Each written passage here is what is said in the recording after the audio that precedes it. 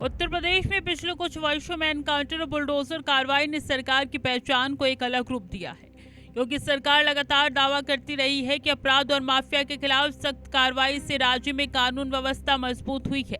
सरकार का कहना है कि अपराधियों के लिए यूपी में अब कोई जगह नहीं बची है और यही वजह है कि अपराध दर में गिरावट का दावा भी किया जाता है। लेकिन विपक्ष इस पूरी कार्रवाई पर सवाल खड़ा कर रहा है। समाजवादी पार्टी प्रमुख अखिलेश यादव का आरोप है कि पुलिस की कार्रवाई निष्पक्ष नहीं है।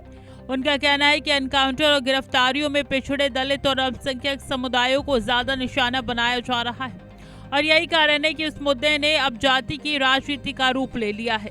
फर्जी इनकाउंटर में संलिप्त पुलिस वालों को भी ये मालूम होता है कि वो गैर कानूनी तरीके से किसी की हत्या कर रहे हैं, इसलिए वो अक्सर आत्मग्लानि के शिकार होकर शराब आदि का सहारा लेकर अपना जीवन बर्बाद कर लेते हैं, क्योंकि हत्या करते समय का दृश्य हमेशा उसका पीछा करता है। वही योगी सरकार इन आरोपों को पूरी तरीके से खारिज करती है। सरकार पक्ष का कहना है कि कार्रवाई का आधार जाति नहीं बल्कि अपराध है।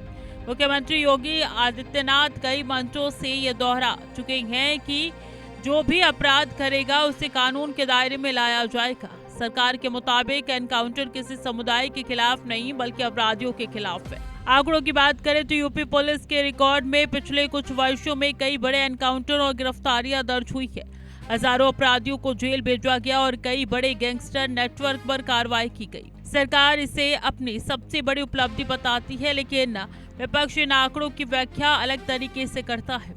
उसका कहना है कि आंकड़े सिर्फ एक पक्ष दिखाते हैं, पूरी तस्वीर नहीं। जैसे जैसे चुनाव नजदीक आ रहे हैं वैसे वैसे ये मुद्दा और अधिक राजनीतिक होता जा रहा है। एक तरफ सरकार इसे कानून व्यवस्था की सफलता बता रही है तो दूसरी तरफ विपक्ष इसे चयनात्मक न्याय करार दे रहा है और इसी टकराव ने यूपी की राजनीति में नया नैरेटिव खड़ा कर दिया है।